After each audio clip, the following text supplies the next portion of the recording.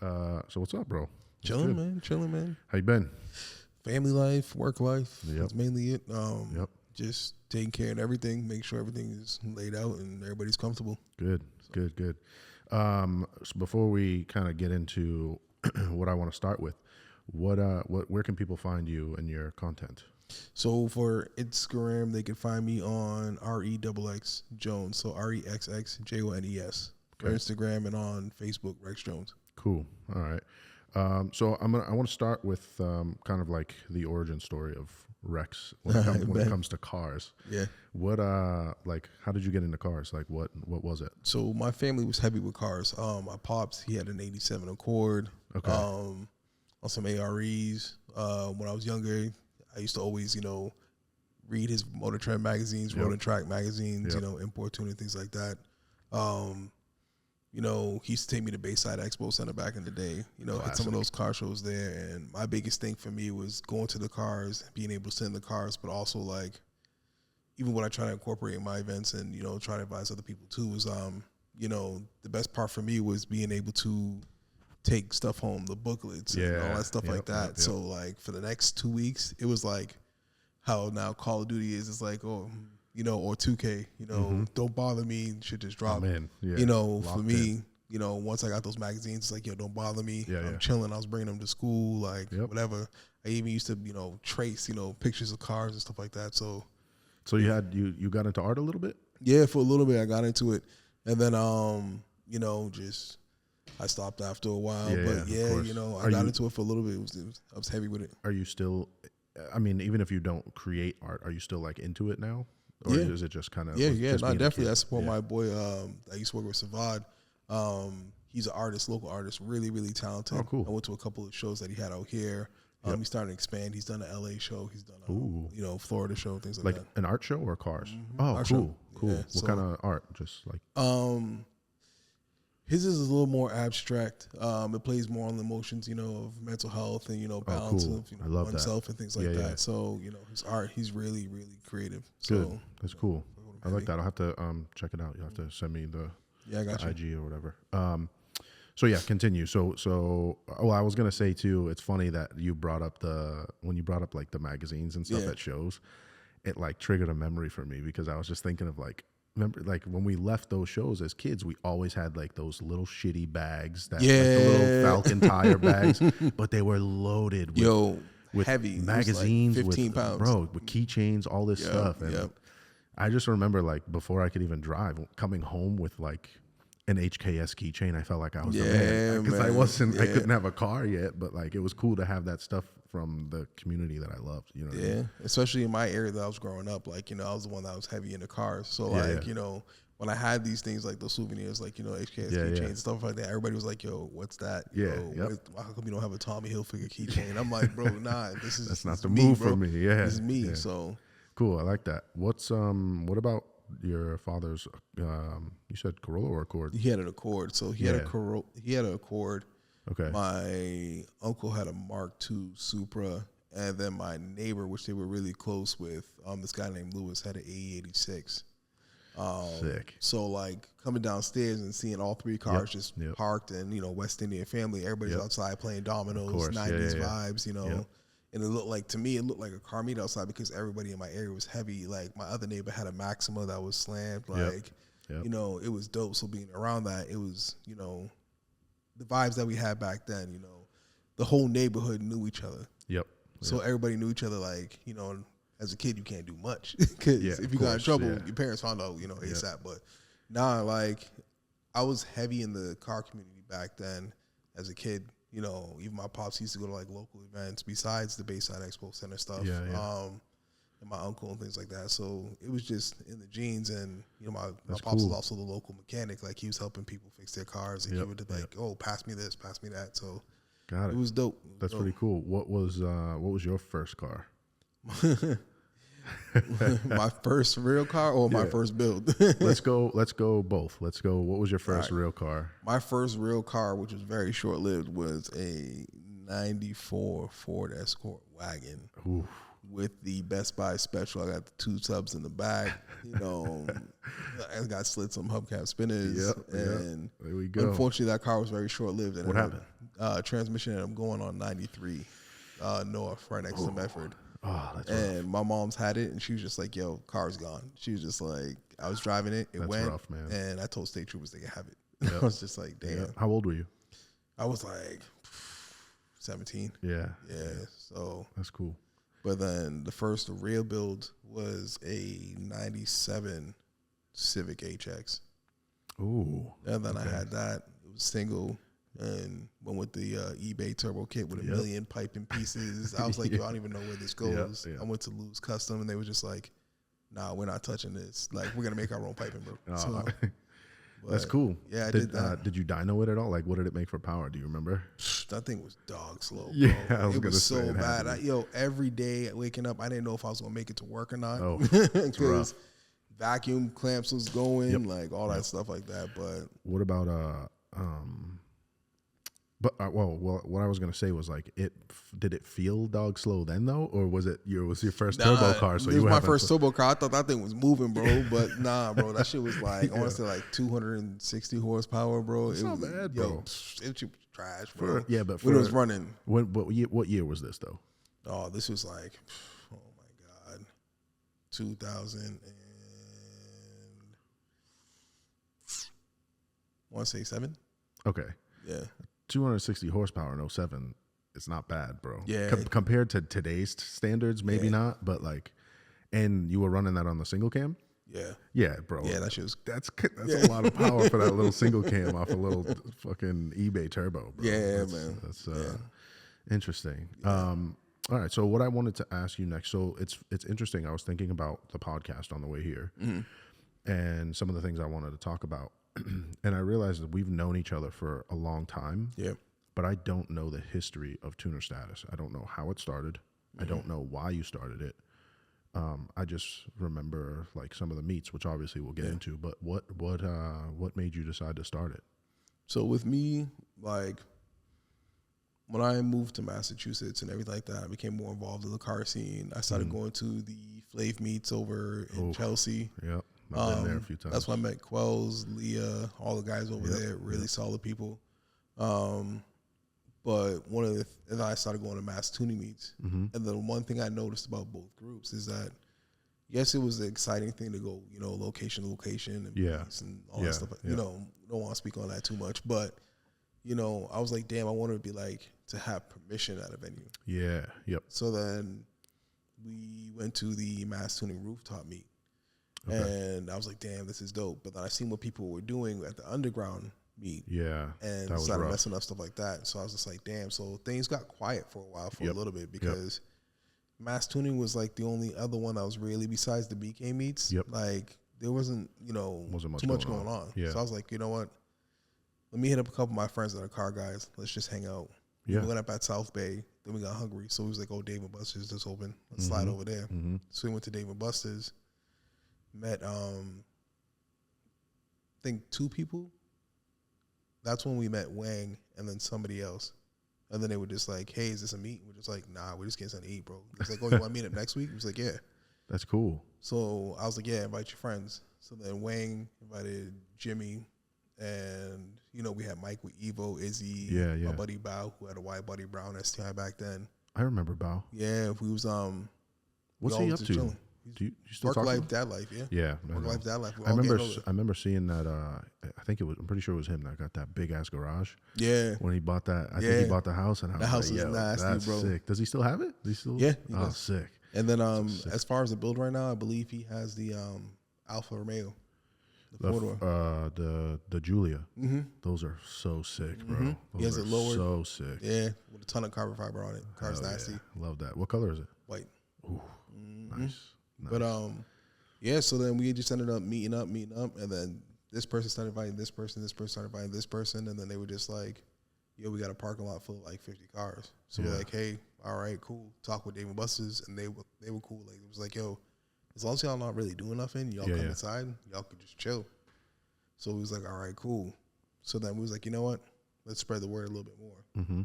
we did that, bro, the following week we had like 250 cars in that parking lot. That's and sick. I was just like, what? And it was just like, yo, what's the name of your group? And I was just like, I don't know, but I'll find out when I get home.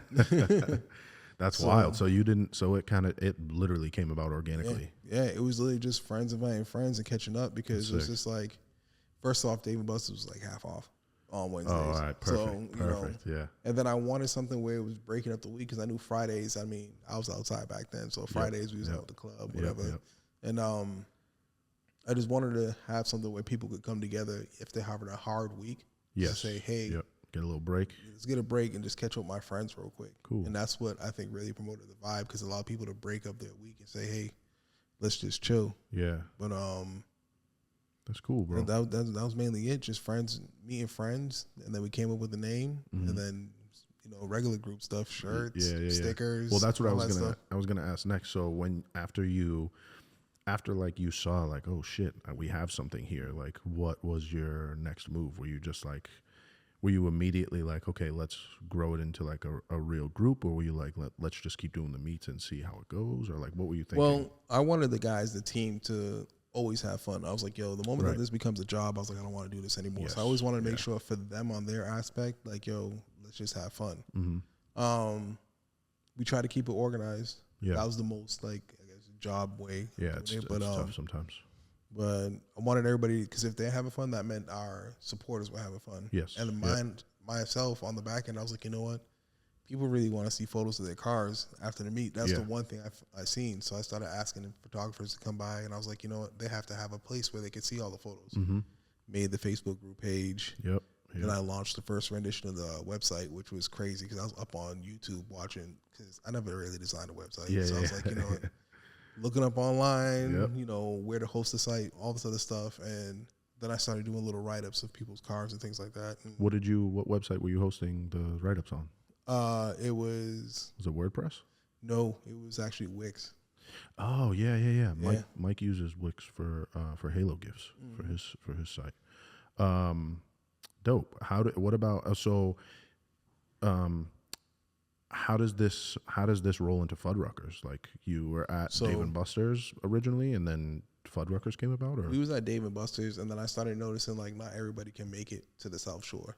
So Yeah, they were just correct. like, yo, when you guys need to do North Shore? So then we started collabing with the guys for the BK meets. Ah, Then through friends in the scene, I started linking with Maz Vapors. yep, so I then we remember did- that. I remember So that. we started alternating weekends between Dave and Buster's one Wednesday and then Maz Vapors the following Wednesday. But then through friends, I was like, hey, let's get everybody out. Yeah. Let's see what it's like to get everybody in one spot. So then we talked to a buddy of mine's, Eric. Some people yeah. have seen him as White Boy. Yeah. Yep. Shout out to him. He put me on with Adrian from Fuddruckers. Okay. Great friend, solid person. She's always held us down, especially in the last minute crunches when we were just like, yo, we need something, and she's always held it down. That's great. So shout out to Adrian. After that, it was just magic. Like it just worked. Yeah. It worked. Yeah. And I try to provide an atmosphere for everybody. It was just like, hey, what do I like about the car scene? Yeah. And I talked amongst the group, and it was like, hey, what do you guys want to introduce? So it was just like, hey, let's get vendors. Yep. Let's get more people. Let's get a DJ. Through friends, I met Patterson. Shout out to my guy Patterson. Yep, Yo, yep. Saucy's my guy, bro. Like Yep. that's my brother through everything, yo. Where's he been at? amazing. Is he still? Yeah, he's another one who's growing and expanding. He's Yeah. pretty much taking over the Boston night scene. He's growing within the car community. Today yeah. he was at IFO doing his thing. Yep. Shout out to my guy. He's like, yo, he's the one who also sealed the deal for me on the M3. Like when I went to go pick it up, I called. He's the first person I called. I was just like, it was him and then my boy JC Yep. and then LaShawn. And then I was just like, yo. He was like, about time. I'm tired of hearing you talking about this. Yeah. But yeah, that's my dude right there. So my history, I've only been to, and I don't mean this disrespectfully, but I think I've only been to one of the Fuddruckers meets, and I was there kind of like, just kind of low key. But I just remember like not like I've seen the pictures online, and then like when I went, I was like, oh, there's some bangers here. Yeah, that was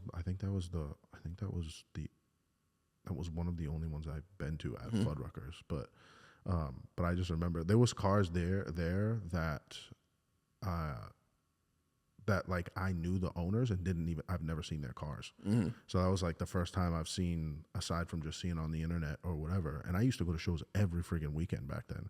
And there was cars that I didn't see. So I was like, oh, like they're coming out to this. So that means like it's legit. You know, and I didn't even know you at the time, bro. We didn't even really Yo, talk nobody like that. really knew me like that because I always kind of like lay in low key in the background and just watching the vibe, like seeing everybody have a good time. Like I really didn't want to be like, oh, well, this is like my stuff. This is my stuff. Right. Like, Yeah. It was more or less like, I just want to sit back and just watch. You know? So do you still want to do them? Like what do you, I know we're going to get into your future plans later, but if you like, are you still planning on doing something similar? So with the events, you know, I'll always enjoy providing an area for people to come together and have fun. It doesn't matter the numbers to me. That's one thing that's always been very clear cut is that I don't care if I have a parking lot full of 10 people or a parking lot full of 500 people. You know, as long as everybody leaves with that vibe, like, yo, I had a good time, that's where it's at.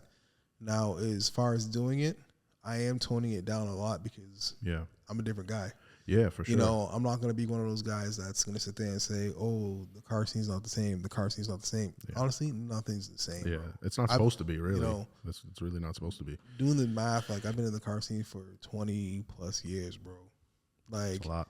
Jeans ain't even the same no more. Music's not the same no more, bro. It's different. Yeah. And you have to evolve with the times, or the times are just going to grow past you. Yeah. So with me wanting to do this, I'll still do it, but you know, I'm ready to pass the torch and just watch it continue to grow and see what these younger kids in the newer generation want to offer the scene. And what they want to do with it.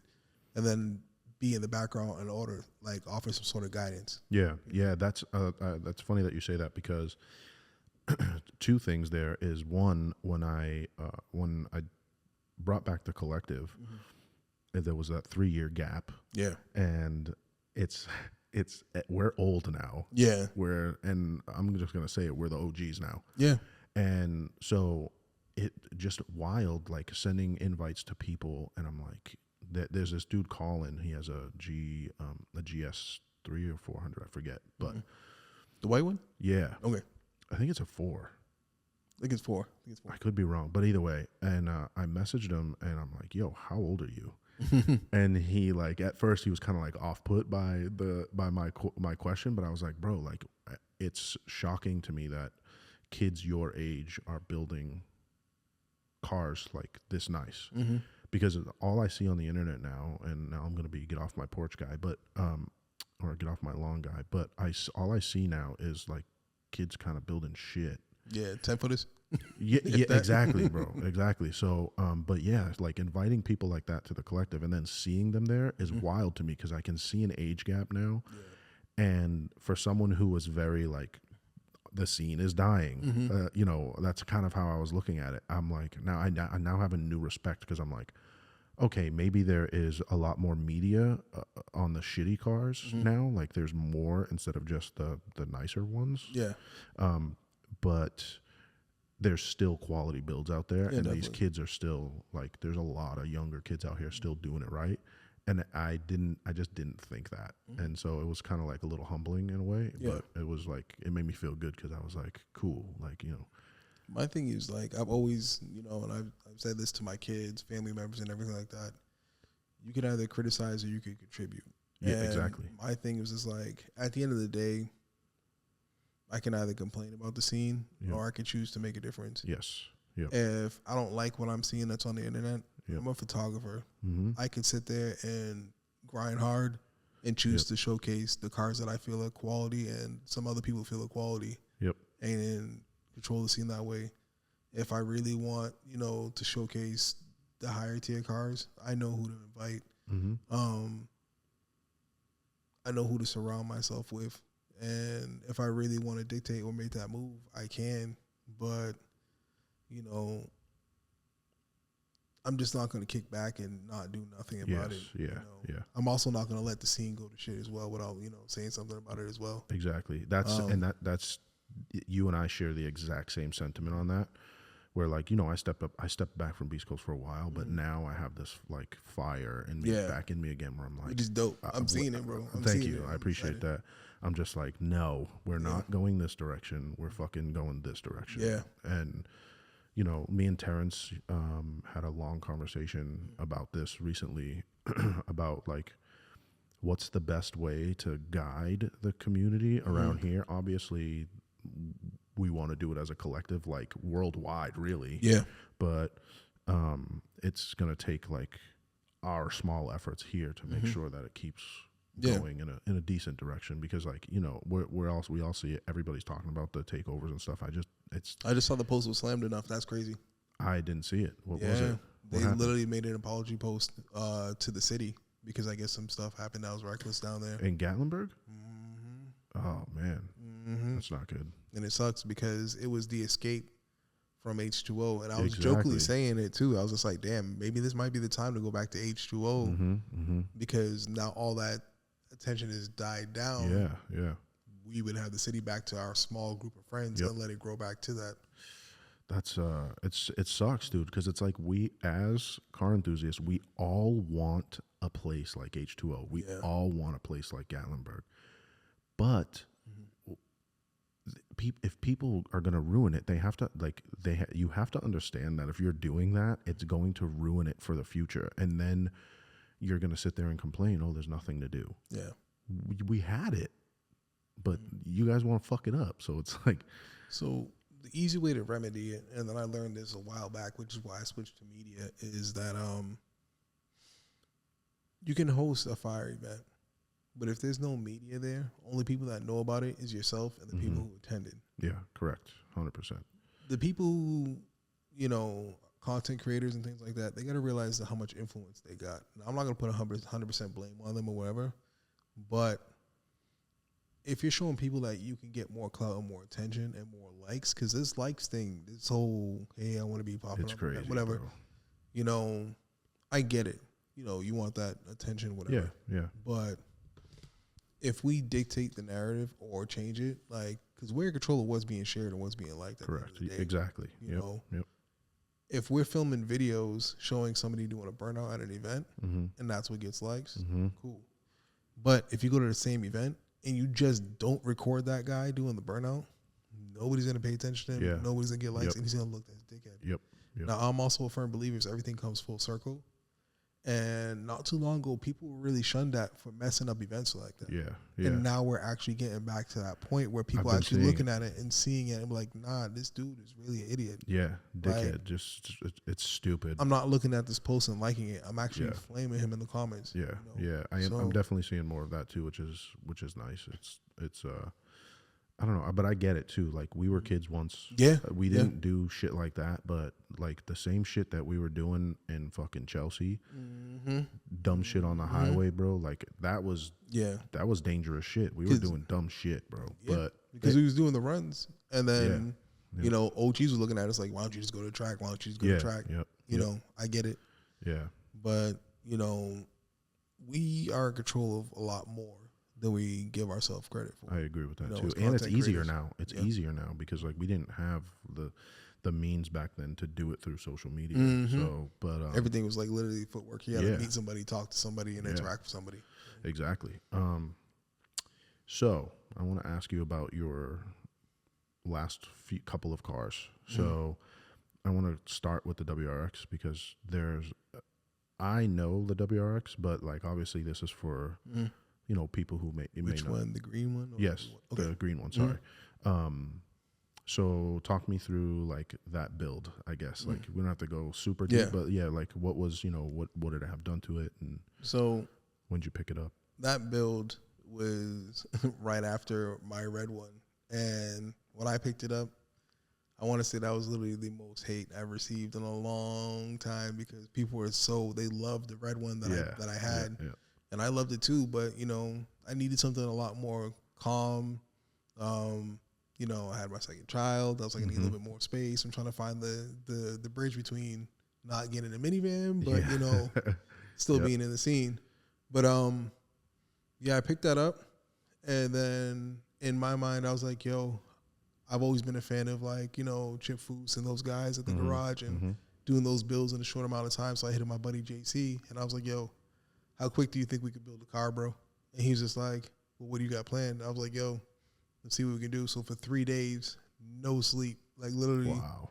went to work, picked him up, went back to the house, worked on it in my house, went right back to work the following morning. After work, picked him up, went right, like no sleep whatsoever. Did you have the parts already? Yeah. So you stockpiled. No, we actually, as like literally, so I got the car, and then I want to say 2 weeks later, I had the parts that I needed. Okay. Because, you know, Bao, he was partying out his brown yeah, STI. Yeah. So he had the interior, he had the bags. Yep. I was already working with wheel companies, and I was like, hey, the season's just starting. I'm looking to get into new builds. So networking with those guys. They sent over a couple sets of wheels.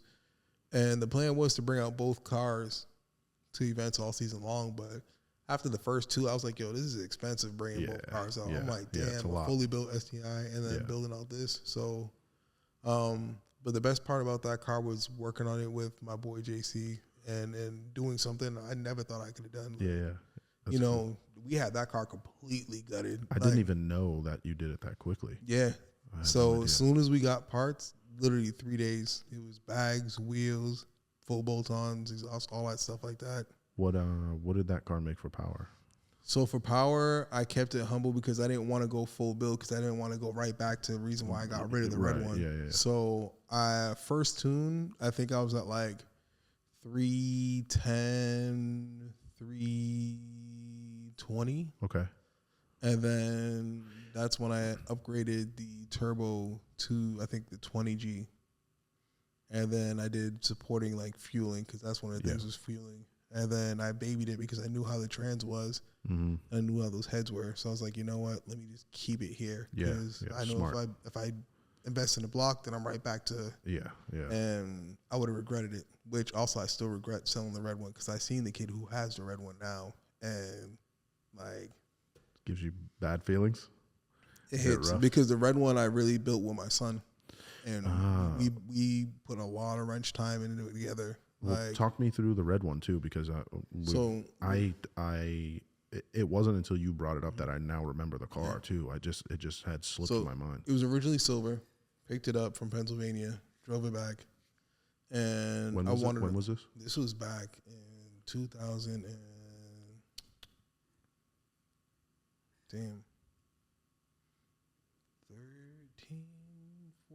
14. Okay. All right. And picked that up. And it was the first one that I was like, yo, I want to share something with my son. I want to do a father-son build. Yep.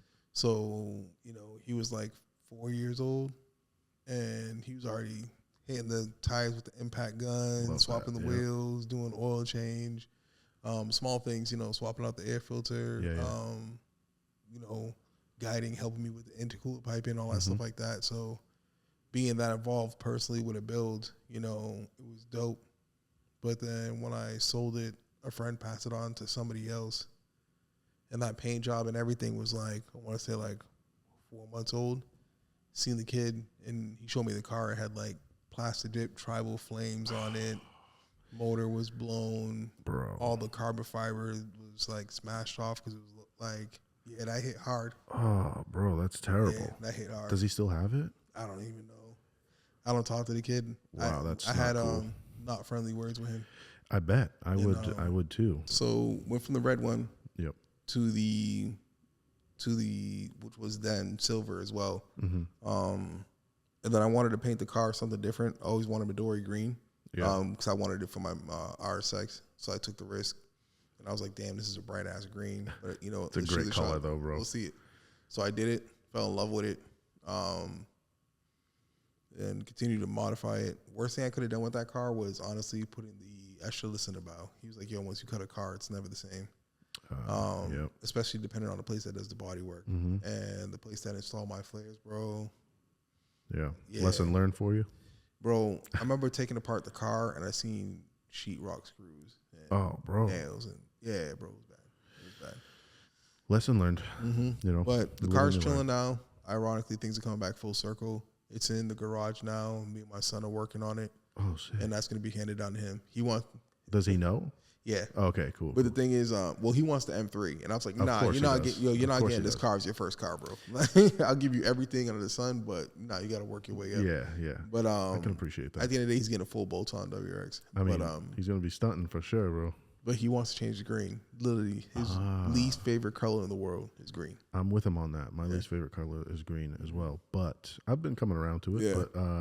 Yeah. But the color on yours is fire. Yeah, it's real good. I love it. So It's different for sure, but it's good. he's more of a power guy, so he wants it Red. clean. Oh, okay. Oh, you mean I thought you meant like power colors. Yeah, but, he's not big into stance. He wants performance. performance, functionality, all that stuff like that. So I like that. you know, Cool. Smolin's on there and things like that, and you know, keep it clean daily. Plus, I'm not trying to put him in a 500 horsepower car for his first car. Yeah. We'll turn that boost down just a little bit. Does that a little fatherly conversation? Does your son, how old is he? This week he's actually turning 14 on the 4th. Does he? Well, happy birthday. Does he? Does him getting his license in the next couple of years scare you, or do you feel good about it? I feel good, honestly. He knows how to drive stick. Okay, cool. You know, he's dead scared of the M3, but he knows how to drive stick. Yeah. You know, it's dope because we talk about it constantly. Like, you know, I travel a lot.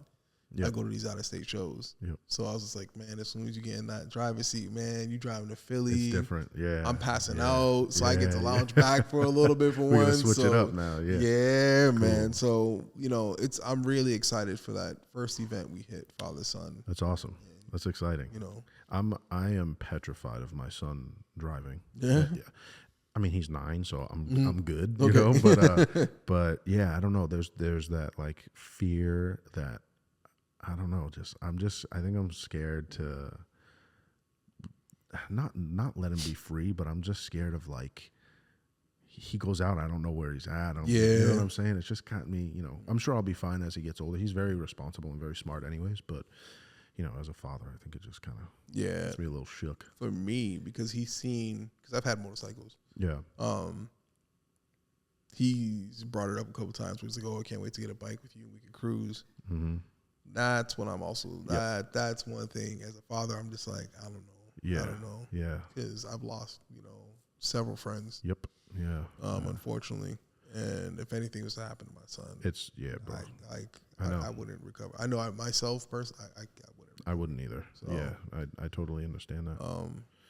But yeah, so car, yes. Motorcycle, nah, bro. We'll get you one of them electrical like scooter things you can ride. You know, the new maybe a Grom. The Groms are fire. Did you see Honda's bringing back the Moto Campo? What? It's all electric now. Everything's electric now. Yeah. But how do you feel about everything being electric now? I don't mind it at all. Yeah. There's a lot of people that feel a certain type of way about it, but I'm also one of those dudes that's just like, it's coming anyway, so what the fuck am I like? Yeah. I need to just adapt to it. Like, there's no reason, and they make a lot of power, and that's what I was gonna get into. They make a ton of power. Yo, like, obviously, I've been in a Tesla Plaid. And how is that, bro? It reminds me of like a supercharged car where the power is where you want instant. it. Yeah. But it just keeps going. Like, you don't feel like, hey, like you're shifting because Nothing. I'm an old school Honda guy. When you shift, you feel the transition between power and stuff like that. But like, it keeps going. But the weirdest thing about it, there's no sound. Yeah, that's so. So crazy. it messes me up, bro, because now all your focus is just literally diverted to how fast you're accelerating. Yep. And it makes you freak out even more. Well, it's one of those things too. It's doing something that we enjoy, but know that it's dangerous. But it also is doing it in a way that is not familiar to us. So you don't hear the sound of the engine. Yeah. You don't feel like I've never driven a Plaid or been in to any Tesla at speed, at like a high speed. But just thinking about it, like, all you get is wind noise. Yeah. And that's it. And tire chirp. Yeah. Yeah. It's just like those it. things that we've come accustomed to hearing and feeling is not there. So like, I can get that when someone's like, fuck electric cars, I can understand that. But at the same time, it's like what would mess me up is if they had an electric car and it was manual. Like, bro, because I'm so used to hearing and then knowing when to shift. Yeah, because like, then it would be, it's all hearing and feel, but but you wouldn't feel it likely, and you definitely wouldn't hear it. It's different. So you have to just know the timing of when to shift. Interesting. I never thought of that. Yeah, man, Never it's thought of different. It's different. I don't know how Ken Block does it, but shout out to him. Yeah, right. So R.I.P. by the way. R.I.P., to yeah. Ken. But Hey, wait, is that anniversary coming up? No, I think it was recently. Have you seen his daughter? Like Yo, killing it, bro. killing She's it. Yo, a she beast. drives that fucking car, bro, like crazy. Yo, she out here Yeah. whooping ass. That is nuts, yo. It's impressive. Yo, It's very impressive. She was like bro. 14 or 16 at the time when she Yeah. first took over, because I watched This Is Versus That like all the time with my son. Yeah, so, yeah. Well, she was out there whooping ass, bro. It's very impressive, to be honest. I wanted to talk to you about the M3. So that's your current car. It's fucking beautiful. Thank you. So what's the M3 for you? Is it like, has it always been a dream? Yo, Or is it I've just always. something? So the first time I fell in love with a M car, it was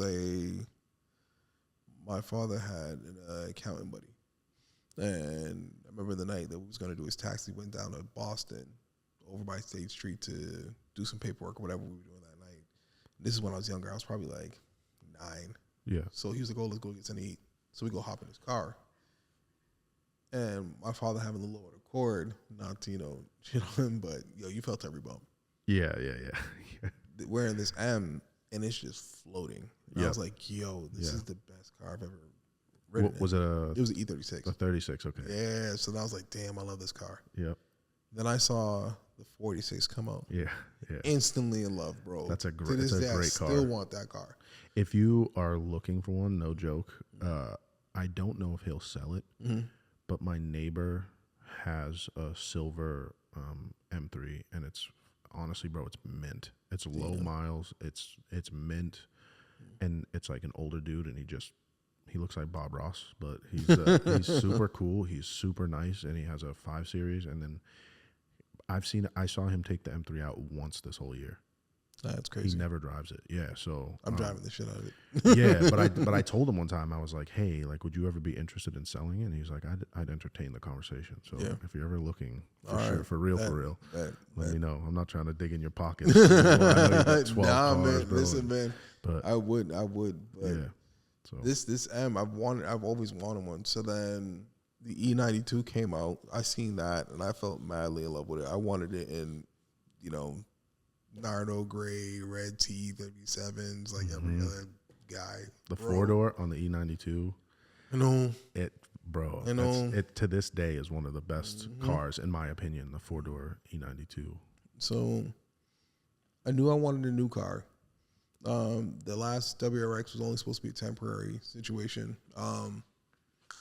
But I knew I wanted something with power already in it. I wanted something that, I can go to a car show, but I can also go to my best friend's wedding and not look like, bright green Subaru guy that's loud and lowered and smells like, E85, stuff like that. Yeah. But I loved it, and I knew exactly what I wanted to do with it, and everybody who knew me knew I loved that car. I always talked about it, always said I wanted it. And then my great friend Edwin, you probably remember him, Purple GTR. Yeah, of course. Yeah. I went to go look at one. That one sold, but then this one came on the lot, and it was dirt cheap, 28,000 miles. Whoa. Yeah, and I was just like, I want it. Yeah. I want it. He's like, bro, you got to test drive it, bro. You got to look at it. I was like, I don't care. I want it. I want it. I was like, I don't care. Time is right. Yo, let's go for it. And I found a set of bags, installed it. I hit up a shop in NY. I got to remember their name. Those guys redrilled the works for me. Did a great job. Installed those. And as far as bolt-ons, shout out to Keys Motorsports. Those guys, great over there. Yep. Where are they from? Jersey.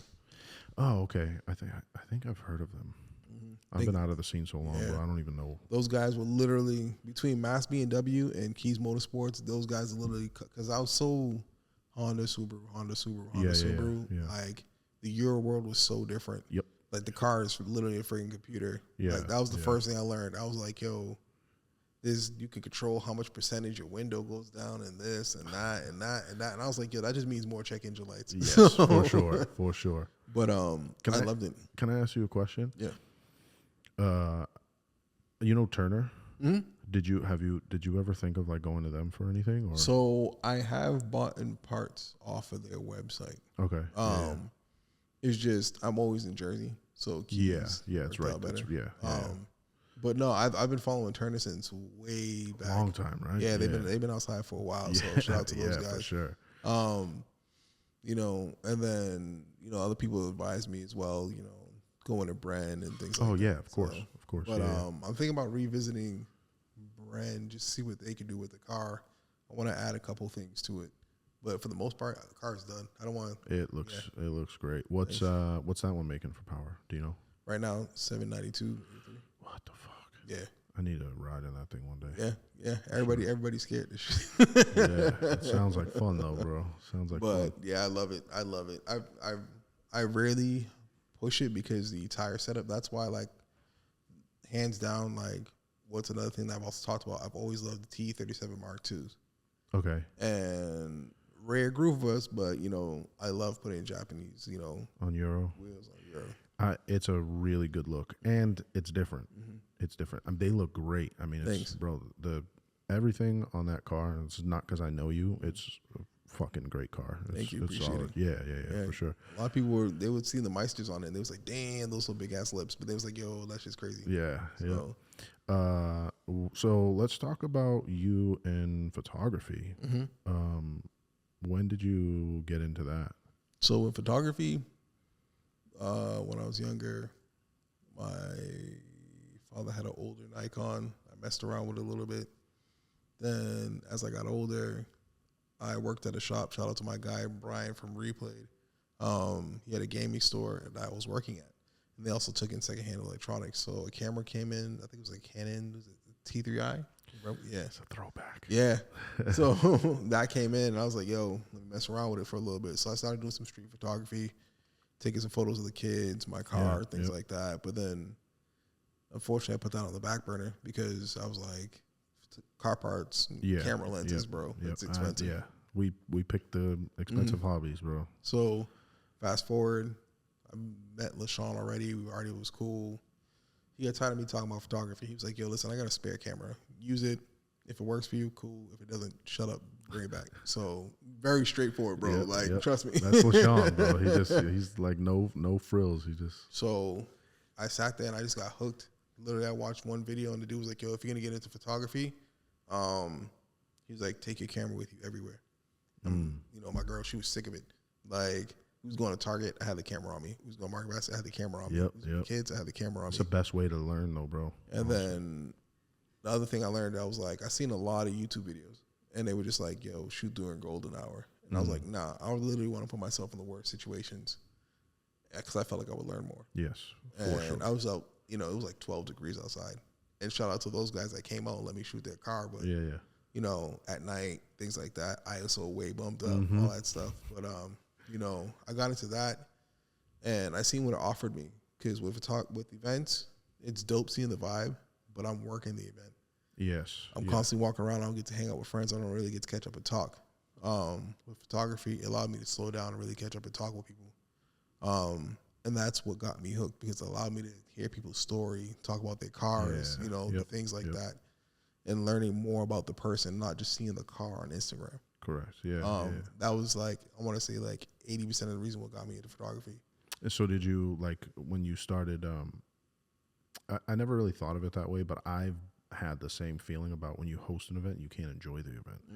It's so hard. It's hard, bro. But like, when you're you get to say what up to people, but it's not like you can't really chop it up, because you're like, I got to shoot over here. I got to check on my vendors. I got to check on this. You can't really enjoy the cars, you know what I mean? And that's a great point. And I think photography does allow you that, but you're also able to like capture it. You're not just and nothing wrong with just being a spectator, but like obviously, you know, when you got it, you just want to create or want to do something. So yeah, like shooting an event is great because you're trying to look at all the cars, really. Yeah. So that's really cool.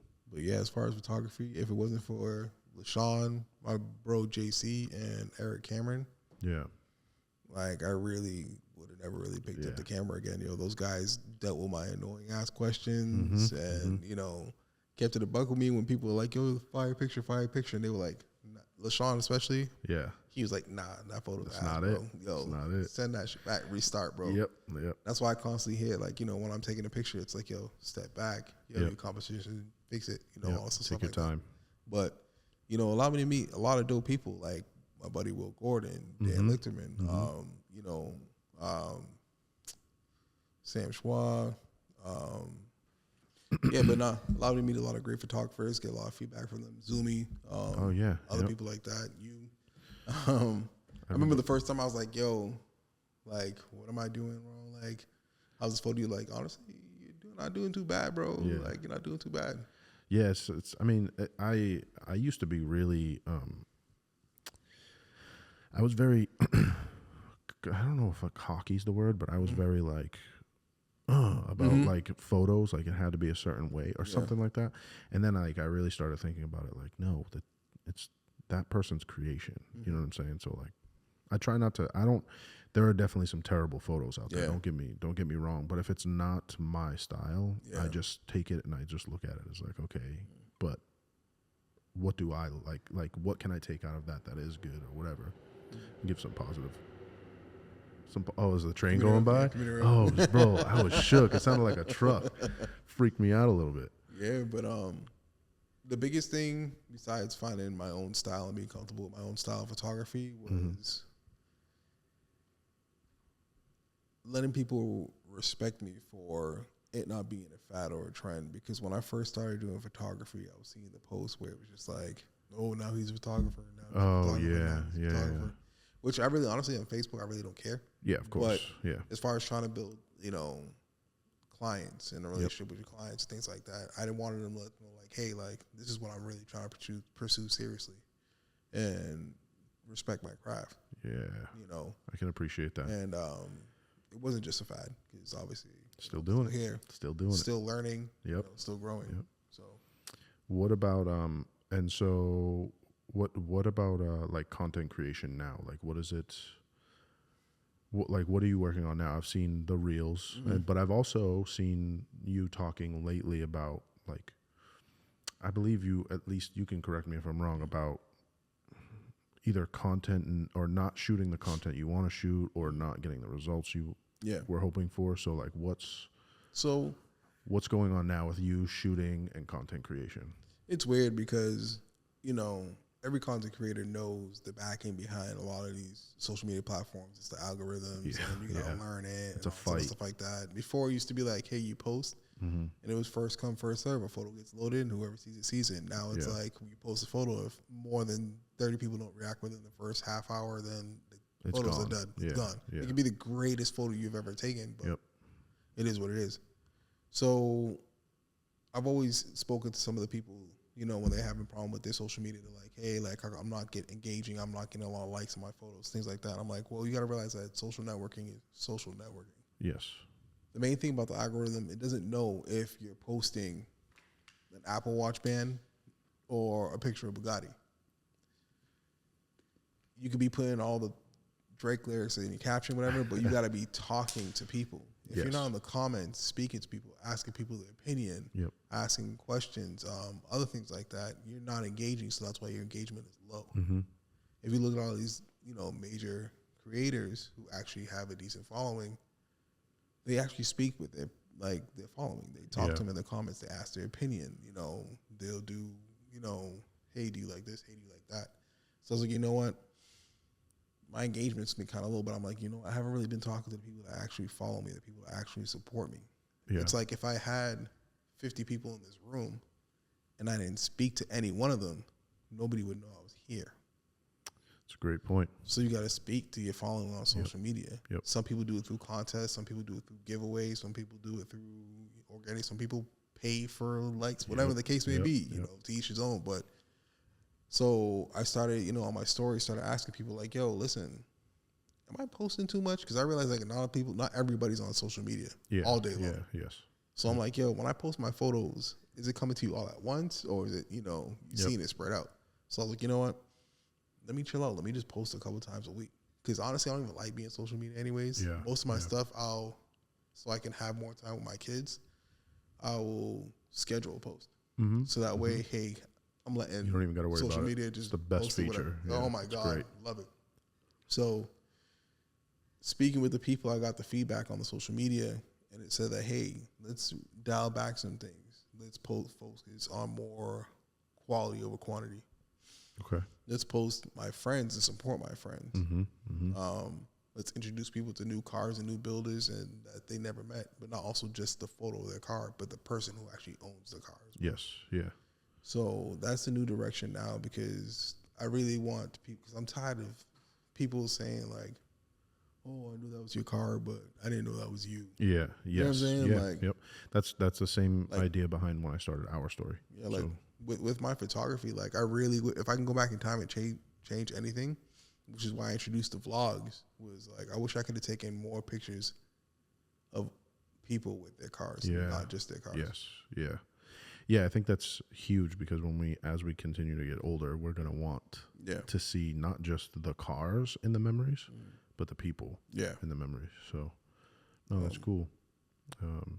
That's awesome. So, as I noticed, I was gonna see if you had any gems for other content creators, because I was going through your Instagram today just to kind of like, although I know what you post, but just to kind of, I was looking at numbers. Yeah.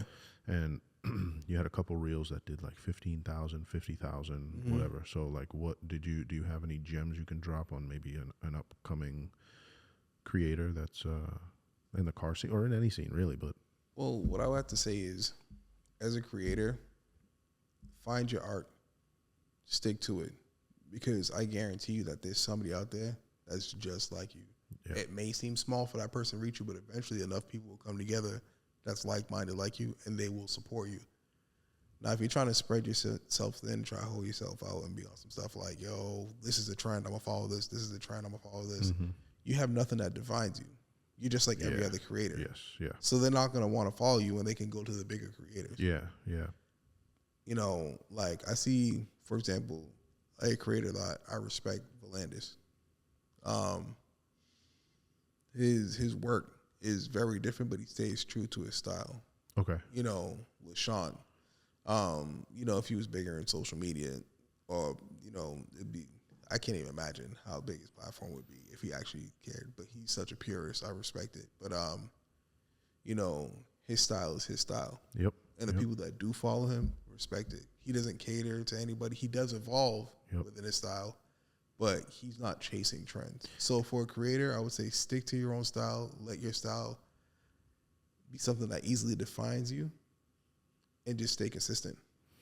I think that's really good advice, actually. I think that's when you brought up LaShawn and like that. It's like the route LaShawn is taking, the route you're taking, the route that I've tried to stay on myself is harder. Yeah, it is. It's a definitely uphill battle.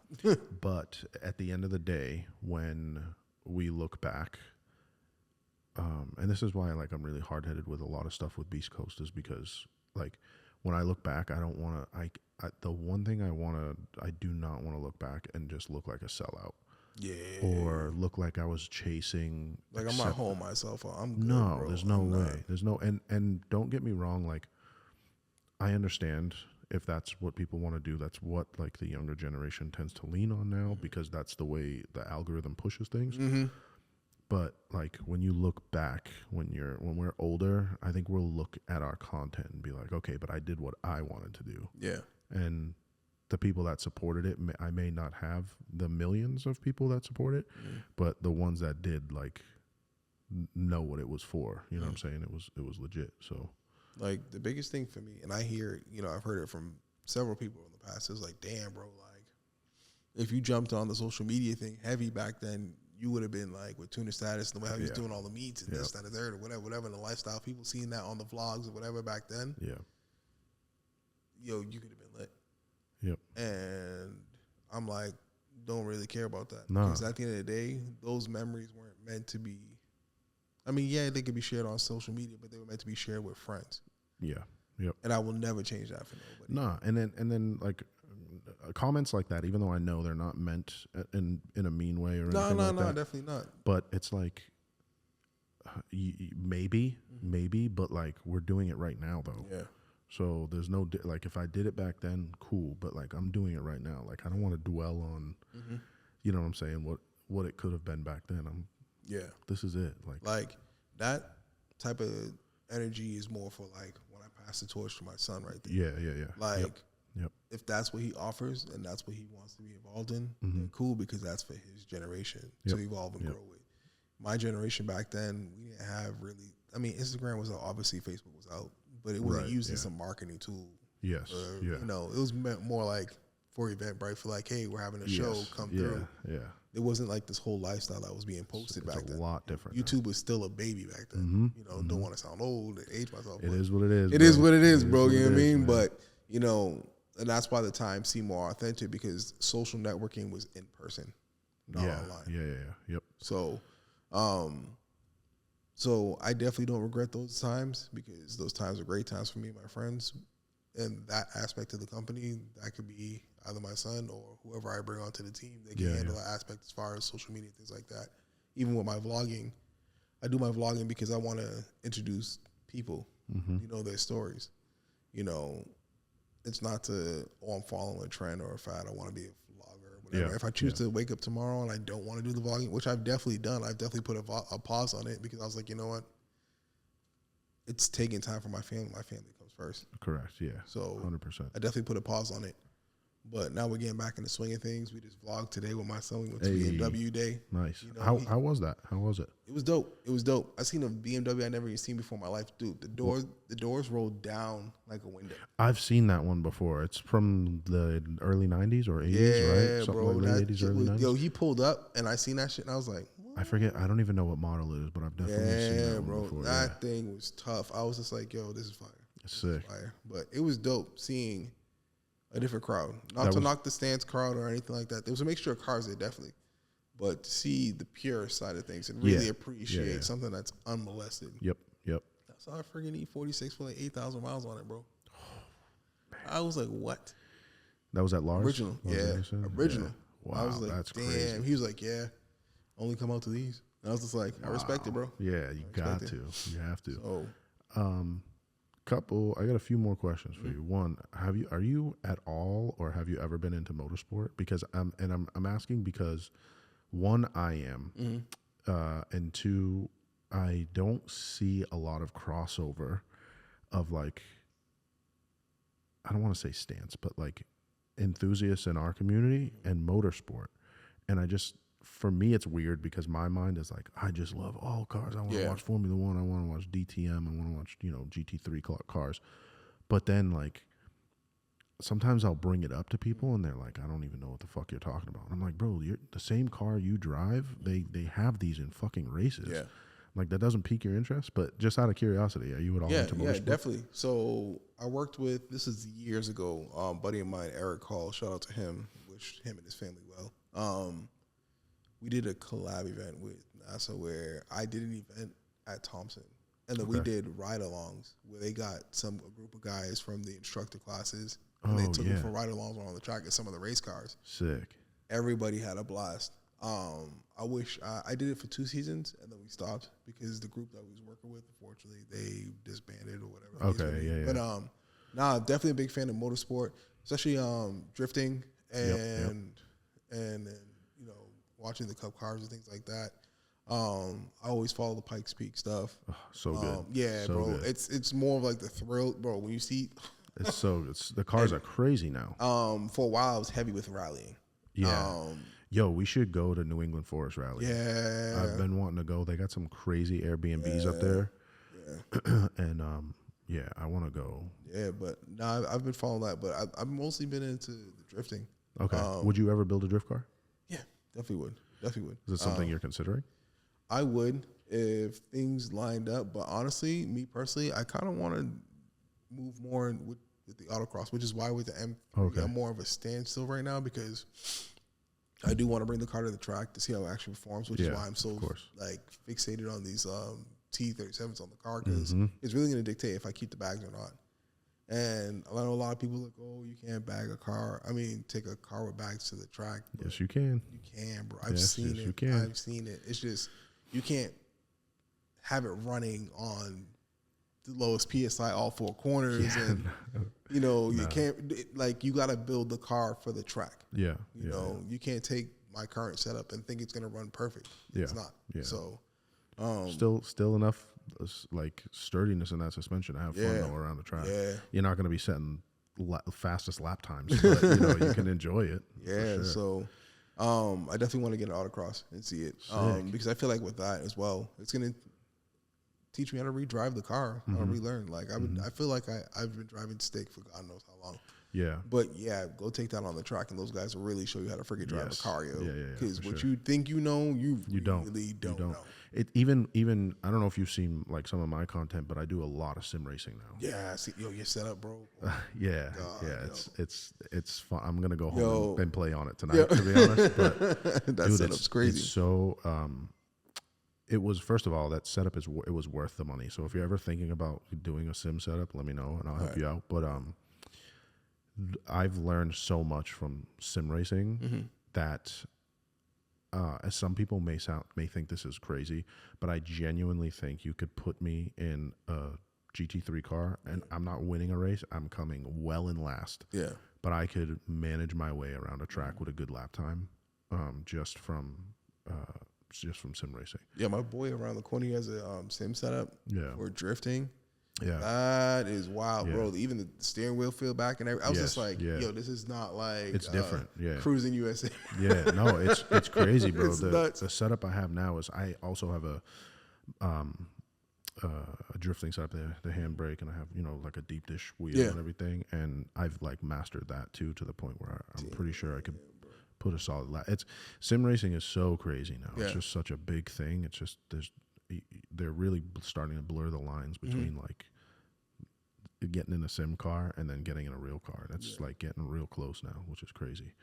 And then what I also noticed you're on Twitch. Do you stream on Twitch a lot? And like what kind of content are you doing on Twitch? On Twitch, I started streaming doing car content. It's a very small niche. Yeah.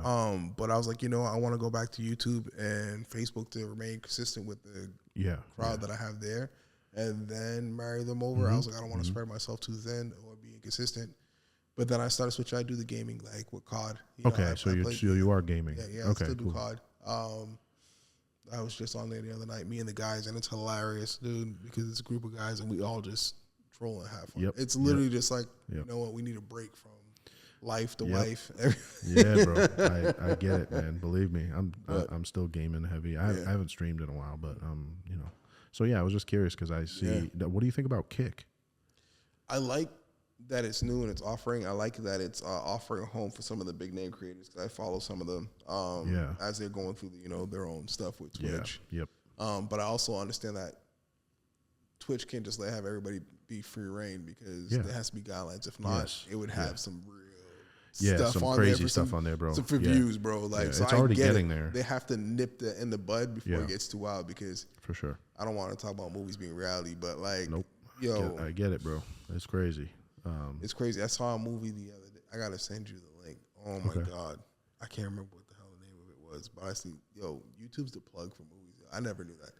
You like free? Like YouTube? Yeah, what YouTube has a shit ton of free movies, bro. Yeah, you need to put me on, bro. So this movie I watched, bro, sidetrack, but literally, it's like Truth or Dare, but only dares. So literally, you're live streaming, bro, and people are like, "Hey, I dare you to do this for $50. Like going to, Neiman Marcus and steal a bag for $50." And it was a movie? Yeah, you steal a bag for $50. And then the dares kept on escalating, but it had a crazy ass backstory. But it's nuts, bro. Like how and it's we're heading there. The movie how it was it's a little bit older, but it's weird how it's showing like how the trend of things are happening now. Yeah. I was talking about that with someone the other day. This is another sidetrack from the last couple questions I have for you. Did you see the Ray-Ban Meta glasses? The Facebook Watch ones with the lens? Yeah. Yeah, no, I've seen them. My boy has them. I've been thinking about getting them, but only thing it doesn't hold longer clips or allow you to put them in a clip. It's like 30-second intervals. Well, you can live stream on the new ones. Yeah, I've seen them. So they're coming up for pre-orders on October 17th. and I'm gonna go pre-order. Yeah? I'm like, I'm a techie guy, bro. Yeah. Like, so I saw them, and I'm like, dude, I can live stream straight to Instagram and Facebook. So I didn't see those ones. I saw the old ones. I didn't know they were coming on. The new ones are crazy. Yeah, because the only thing that I was looking at, me personally, and I get some people don't like it, but the new PlayStation Portal. I want one. I want one back. I have to get one, bro. I want one. I'm a PlayStation fanatic. Yo, I want one, and I get it. People are like, "Oh, you can only remote play," but I'm like, "Yo, I don't need anything." As long as I have a solid internet connection. Plus, I travel so much. Yep. Yo, bringing that PS5 around, you can't do it. You can't lug that thing around, bro. It literally takes up my whole backpack, and then I get to the airport, and they're like, "Are you serious, bro?" I'm like, "I know it's a brick. Not a brick, but it is." Well, yeah. Not a brick. We don't want to say that, but yeah, it's the thing that fucking console needs its own area code, bro. Yeah, it's and huge. They need to chill, bro. They need to come out with a Slim, bro. It's been out for a while. Yeah, I agree. And then I work in repairs, so like I by the way, like if you ever need anything, shameless plug, but replayed. Like I repair like consoles, stick drift. Like the amount of people that's freaking breaking the HDMI ports and USB ports on PS5 is crazy. Overheating. That's so weird. Like the worst thing you can do for a PS5 is leave that shit standing up, bro. It's crazy. Mine is standing up. No, all right, lay it down. Lay it down, bro. Yeah. Okay. Because liquid metal, bro, it seeps down to the bottom, dries out your CPU, and then you start having your CPU just glitch out. So, yeah, bro, it's bad. Okay, I'm gonna lay it down when I get home. Yeah. It's a beautiful console though. Yeah, it definitely is. But as far as like, for example, a lot of people don't know. Sidetrack. Don't want to nerd out too much, so reason why a lot of people are facing stick drift in the PS5 controller, literally the sticks that's in them is the same ones from GameCubes, bro. What? Mm-hmm. Same like design and everything? Exact same one. Whoa, that's wild. So you got old ass. Yeah. So they die real quick too, those controllers, bro. Mm-hmm. Pisses me. I got 3 of them and I'm constantly rotating them because they die so fast. Oh, bro, it's crazy. I'm not gonna lie though, the console's amazing. Yeah, it's I love it. I really love it. Real good. I've had an Xbox in years, but I just love the PlayStation Network. Do you have a PC? Are you a PC gamer at all? No. My brother's trying to convince me. Dude, he's trying to convince me, bro. It's nice. Yeah, it's good. Yeah, you should definitely check it out. My brother's trying to tell me get a real gaming monitor and get a PC. Yeah, he's like, yo, totally change your life. Bro. Yeah, you should totally do it. Yeah. You should definitely do it. My last question was, what do you have going on for 2024? We're almost done with the season this year. I mean, I don't even know if there's any events left. There's got to be a couple, but what do you? I know there's BMW at Lime Rock. That's like the last one I'm hitting, and after that, I'm putting the stock wheels on and I'm chilling, bro. Yep. But for 2024, spend more time with the family. Definitely first. Okay, love that. Bucket list. I want to go to Old Trace in Warsaw, Poland. Oh, bro. Is that the one that's in that like old ass town? Mm-hmm. Is it? Yeah. And it's got the stadium and everything. Yeah. Yeah. So I want to slide over there. I want to go heavy. That would be so sick. I'm switching as I'm dialing back from events. I'm switching more into the media space. Yeah. We're working on some really big projects over there, and I'm looking to evolve more on the producer aspect of things. For like for podcasts and YouTube and things like that. So I'm looking to grow along with some people in the YouTube space. Okay. And networking and meeting more people. Photography, obviously evolve and grow. There's so much more to learn. Yeah. I'm actually branching into doing weddings. Sick. I saw my sister-in-law's wedding. Beautiful couple. Congratulations to Jazz. If you ever need a second shooter, bro, hit me up. I haven't done a wedding in a while, but bro, definitely. For sure. And I really want to create more of a media space for local photographers and YouTubers. Like a physical space? Not a physical space, but more of like through events. So like, like a lot of these guys, like I speak with them and they're just like, yo, I want to shoot cars, but I'm not really like, I mean, I'll talk to anybody, everybody eats, sleeps and shits, but, I want to create a space where I'm having a group of car friends that I know and a group of photographers that I know. Allow everybody just to network and, and meet and, things like that and, create that space for them. Cool. But I like that. That's just some of the things that I'm working on for next year. But first and foremost, family first. There you go. Love that. Yeah. What and then we'll leave with this. What right now is your favorite car in the New England community out right now?